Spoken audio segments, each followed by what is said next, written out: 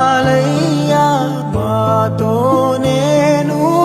మనిషి, ఒక విప్లవం, పేదరికంలో పుట్టి అన్యాయాన్ని ఎదుర్కొని ఈరోజు ప్రపంచానికి న్యాయం నేర్పిన ఒక మహానుభావుడు పుస్తకం చేతిలో పట్టుకొని సమాజాన్ని మార్చే శక్తిగా మారిన పేరు. అది పేరు కాదు, ఒక పోరాటం, అది చరిత్ర. అతనే మన భారత రాజ్యాంగ నిర్మాత డాక్టర్ బిఆర్ అంబేద్కర్ గారు. అసమానతకు వ్యతిరేకంగా నిలబడి సమానత్వానికి మార్గం చూపించిన మహానేత. Educate, agitate, organise. ఆయన మనకిచ్చిన 3 ఆయుధాలు. నేడు మనం మాట్లాడుతున్న హక్కులు ఆయన పోరాట ఫలితం. కానీ ఇప్పటికీ కొన్ని వర్గాల ప్రజలు అంబేద్కర్ గారు ఒక వర్గానికి మాత్రమే న్యాయం చేశారు, ఒక వర్గానికి మాత్రమే రాజ్యాంగం రచించారని చెప్పి ఒక అపోహలో ఉన్నారు.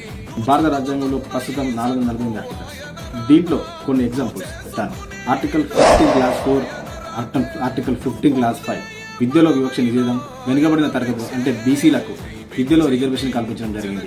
దీనివల్ల ఈరోజు మనం బీసీ హాస్టల్స్ కానీ, స్కాలర్షిప్స్ కానీ, ఫీజు రింబర్స్మెంట్ పొందుతున్నాం. ఆర్టికల్ 16 క్లాస్ 4 ప్రభుత్వ ఉద్యోగాలలో బీసీలకు 27% reservation. 340 OBC reservation. Article 15 class 6, 16 class 6 10% EWS reservation. అంతేకాకుండా మహిళలకు సమాన హక్కులు ఇవ్వాలనే ఉద్దేశంతో హిందూ కోడ్ బిల్ యాక్ట్ కూడా తీసుకొచ్చారు.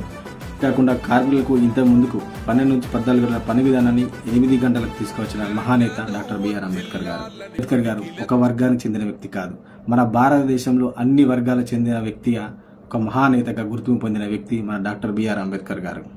Ambedkar was a not a leader for one community, he was the voice of justice for every citizen of India. జయంతి అనేది ఒక వేడుక కాదు, ఒక బాధ్యత.